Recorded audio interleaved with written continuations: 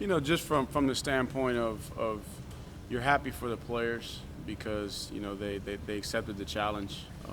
They prepared the right way and they had success and they had the mindset that we challenged them to have coming out the gate. But I tell you what, the last two games for us is good from the standpoint of the they get to understand who they are. You go up to North Carolina, you don't play your best, but you find a way to win. Good teams find a way to win, so they understand, what our program's been built on, winning those close games. And then they have a chance to come back and be challenged, understand that, our program is built on humility, never really getting too high, too low, understanding what it takes to be successful. And then you come out, you put in the work, you have the right mindset, and you come out versus a very good opponent. You get off to a fast start and able to take control of the game. So it's good 2 weeks or a good 3 weeks for us since North Carolina, but good to watch that film.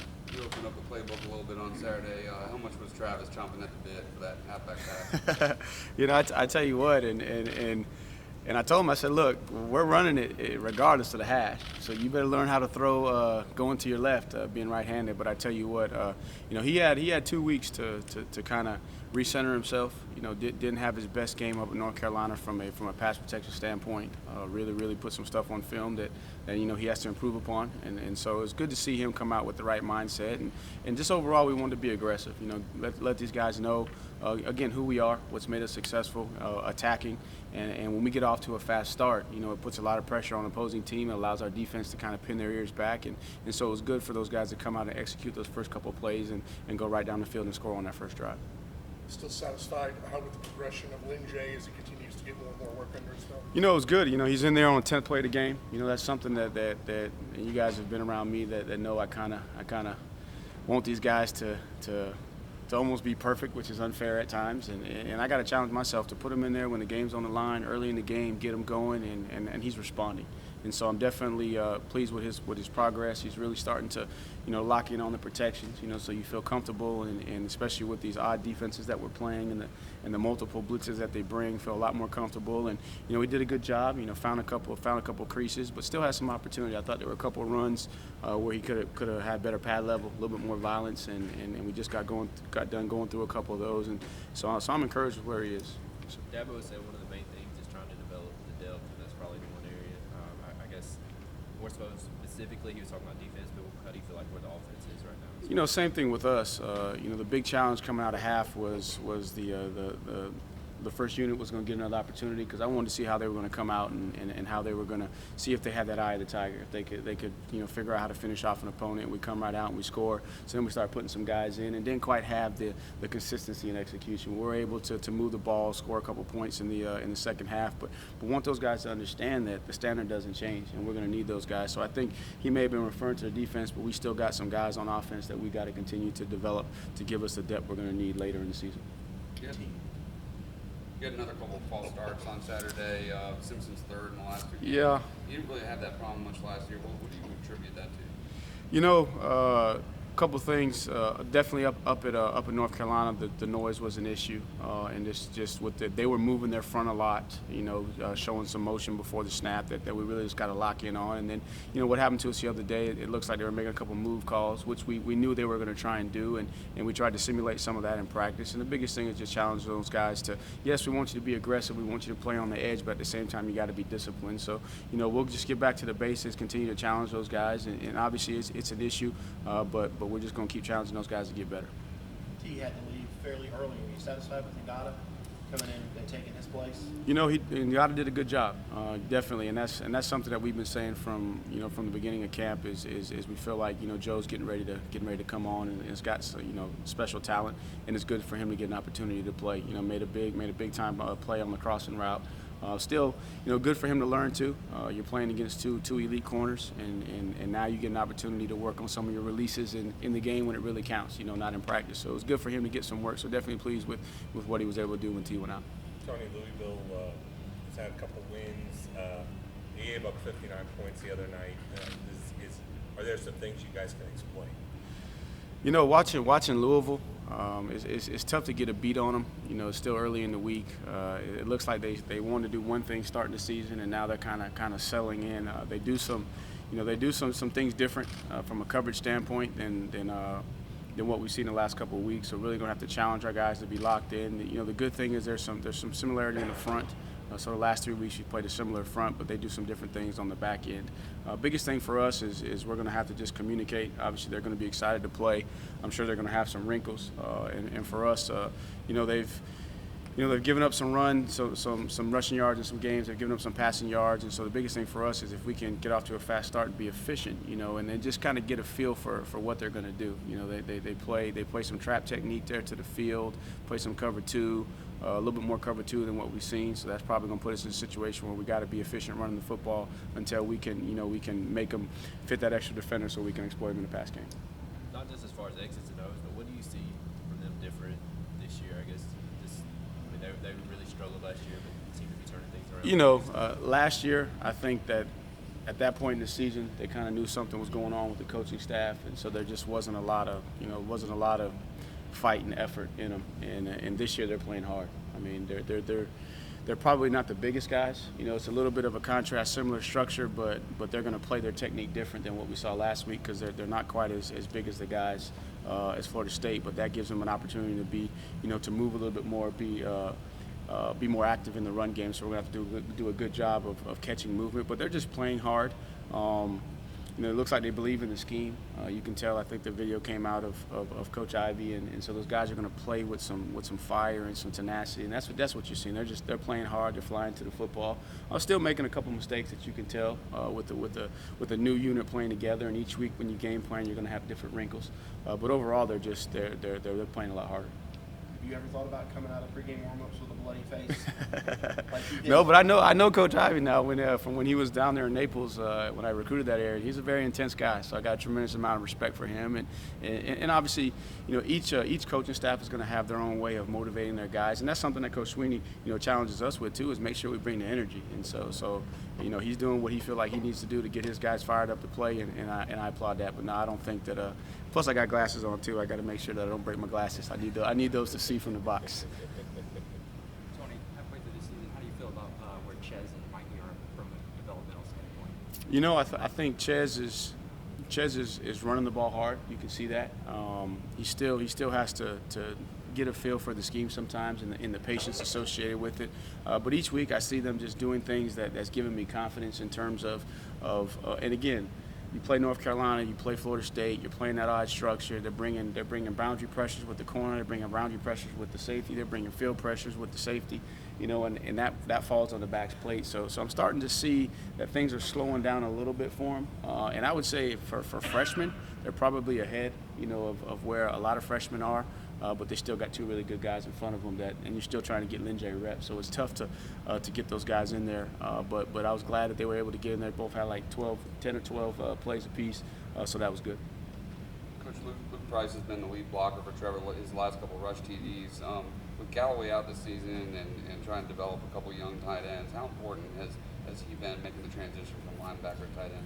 You know, I think Luke, that's what he brings. He brings that mentality, man. He's just a trash man. I mean, he's going to do all the dirty work. You know, good to see him make that catch. He made a tough catch and be rewarded for that. But that's just what he brings to us, and kind of like what Garrett filled that role. And so that we have the ability, the guys that can be a true H-back, play in space, you know, create matchups in the passing game. And then you still need that thumper as well. And he's improving in the passing game to be able to play in all situations. So that's been big. And then obviously Davis is doing a good job too. And I felt like, you know, J.C. Chalk made a good step in the last game. You know, just really trying to be, you know, a lot more physical at the point of attack.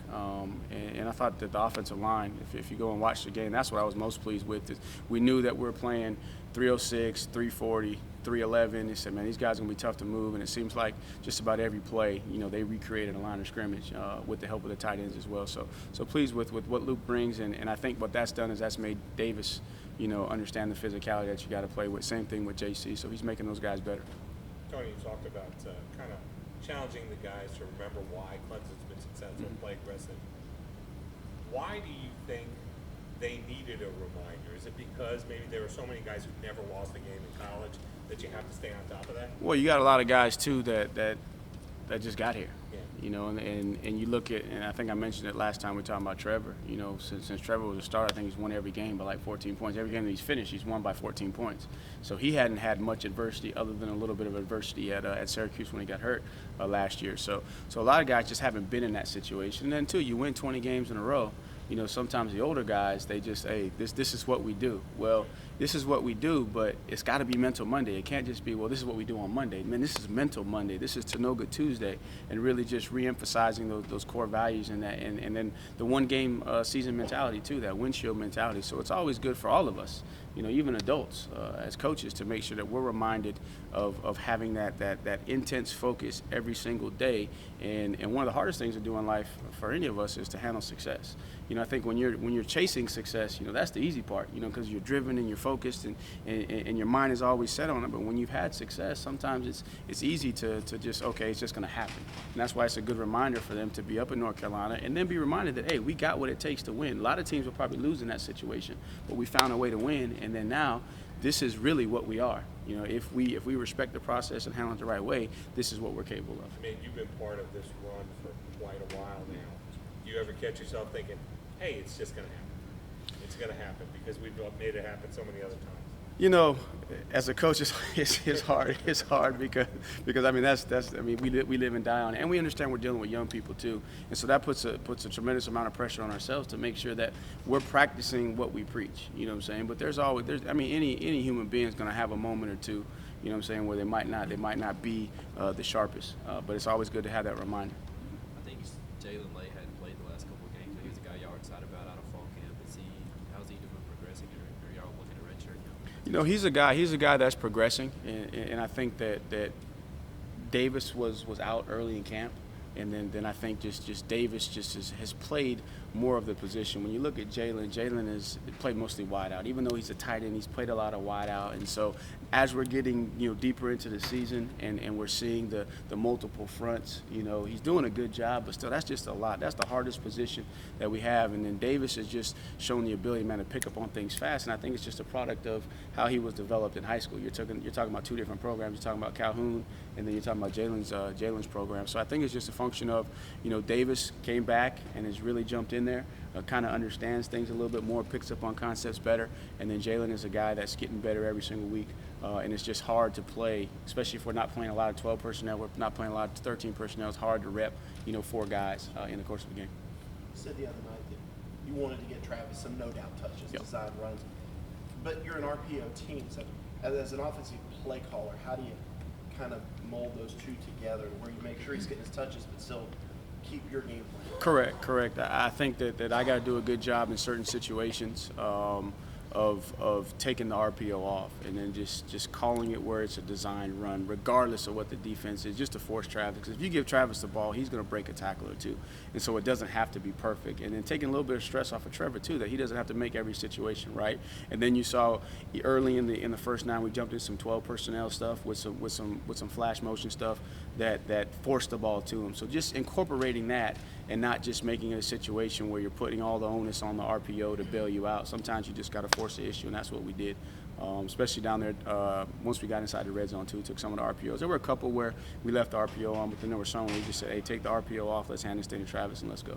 I hope it's not a secret, but how much of the offense would you say in a given game is an RPO call versus design run, design pass?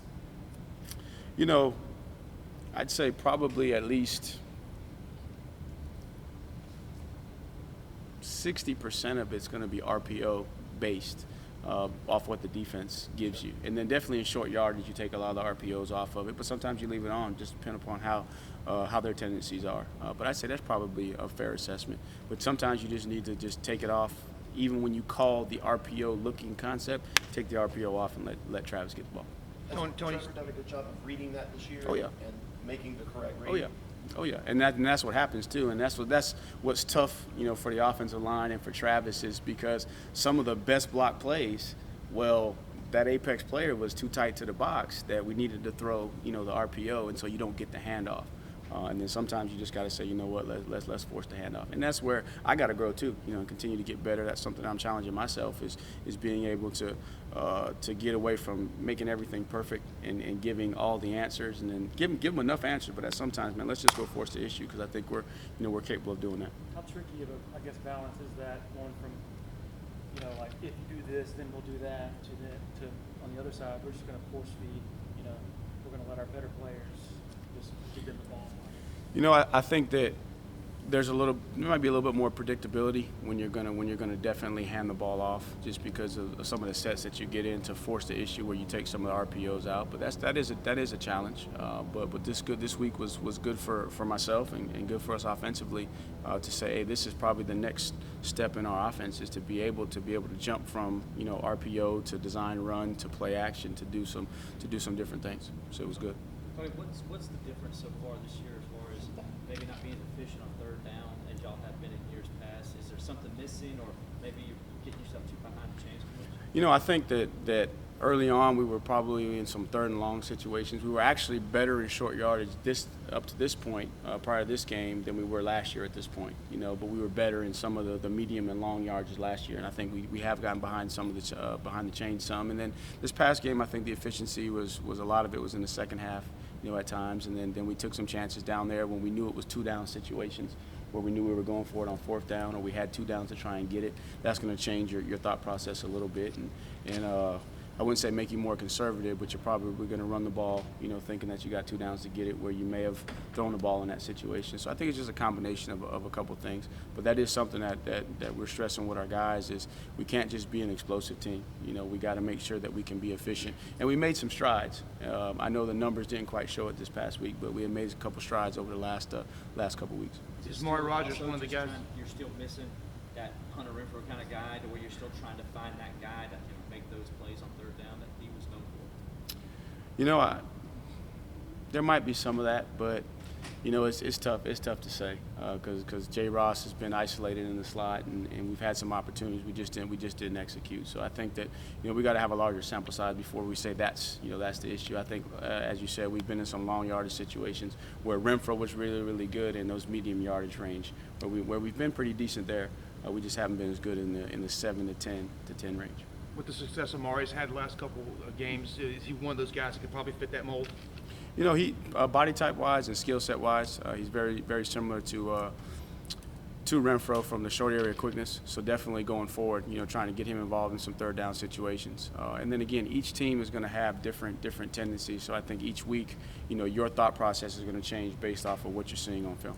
What could J.C. chalk? It looks like you guys are trying to use him a little bit more in those situations. Is that something going forward you can see? Oh yeah, and again, if you go back, before Hunter Renfrow was your Jordan Leggett's and your Dwayne Allen. That was the guy that created that big time matchup advantage in the slot to the boundary. And then obviously when Renfrow came around, you started using Renfrow there. But again, J.C., as I said, J.C. is making strides both in the pass game and in the run game. The halfback pass or reverse, I think Tyson came in and did some wildcat stuff with Chez. Is that just maybe opening up the playbook so just the second half of the year kind of emphasis? No doubt. As you're finishing up the primetime phase, getting in the championship phase, this is the time where you got to have all your bullets in the gun. And so now it's just a time of making sure we got all our bullets, and then also showing our players the mindset of, man, let's go be aggressive, let's attack, and let's go be who we are and what our DNA is all about. Did you get a chance to see Hunter before the game? I did briefly in the tunnel. Hugged his neck and asked his wife, was he being a good husband? She said yes, and then I went on the field. So that was about the extent of our conversation.